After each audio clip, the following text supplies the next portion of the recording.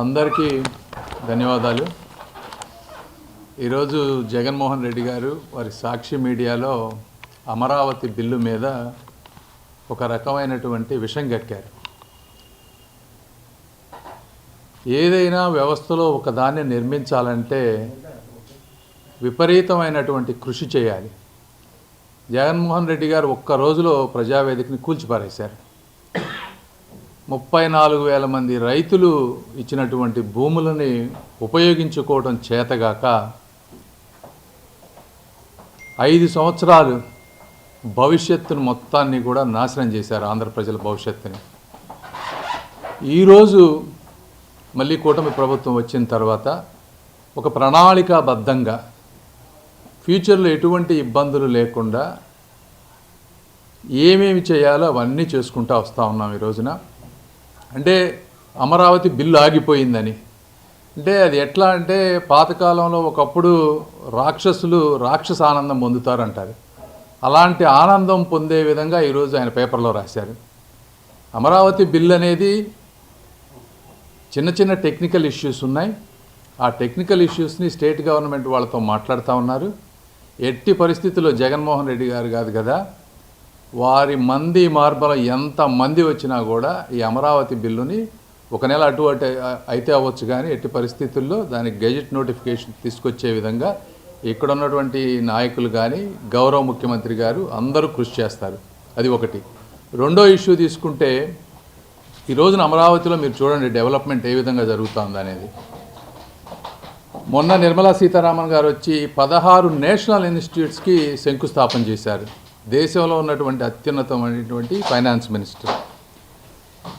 3,000 కోట్ల రూపాయల central secretariat buildings అన్నిటినీ కూడా అన్ని పిఐబి క్లియరెన్స్ కూడా చేసి ఈ రోజున క్యాబినెట్కి వెళ్ళేటువంటి పొజిషన్కి తీసుకొచ్చాం.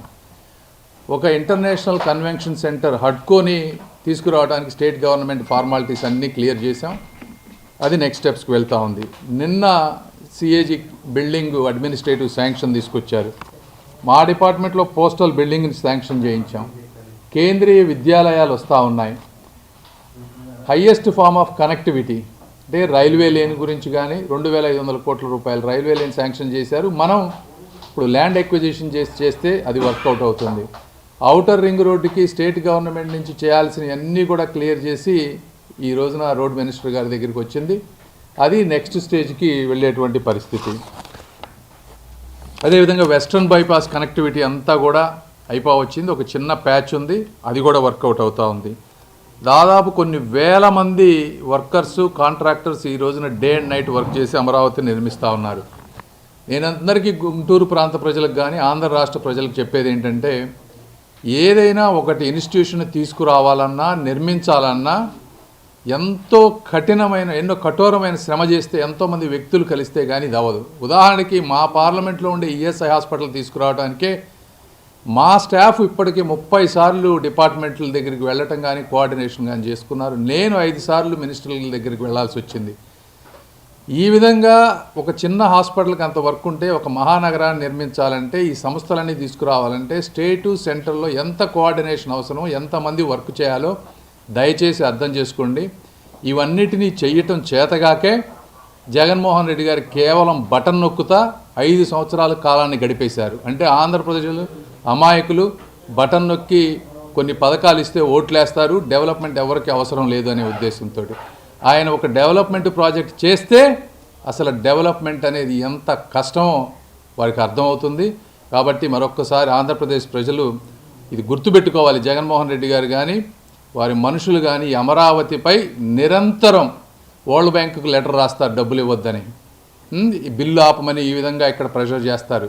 ఇవన్నీ చేస్తూ ఉన్నారు. మీరు దయచేసి అర్థం చేసుకోండి. ఇలాంటి వ్యక్తికి మీరు శాశ్వత రాజకీయ సమాధి చేయకపోతే ఆంధ్ర రాష్ట్ర ప్రజల భవిష్యత్తు అగమ్యగోచరంగా ఉంటుందని మీ అందరికీ మరొకసారి తెలియజేసుకుంటూ మీకోసం నిరంతరం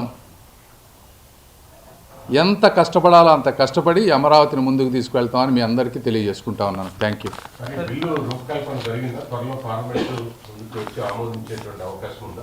డెఫినెట్గా అంటే ఈ సమావేశాల్లోనే దీనికి గెజెట్ నోటిఫికేషన్ ఇవ్వాలి. అంటే ప్రొసీజర్లు ఏ విధంగా అనేది వర్క్ చేస్తూ ఉన్నాం. బట్ ఏదంటే 2014 నుంచి ఇవ్వాలా 24 నుంచి ఇవ్వాలనే దాంట్లో ఒక చిన్న టెక్నికల్ ఇష్యూ వచ్చి క్లారిఫికేషన్కి అడిగారు. గౌరవ ముఖ్యమంత్రి గారు దీన్ని క్లోజ్గా అబ్జర్వ్ చేస్తూ ఉన్నారు. చేసిన వెంటనే తప్పనిసరిగా ఈసారి కాకపోతే వచ్చేసరికైనా కూడా ఇటు పరిస్థితుల్లో పెట్టించే ప్రయత్నం చేస్తాం. Thank you.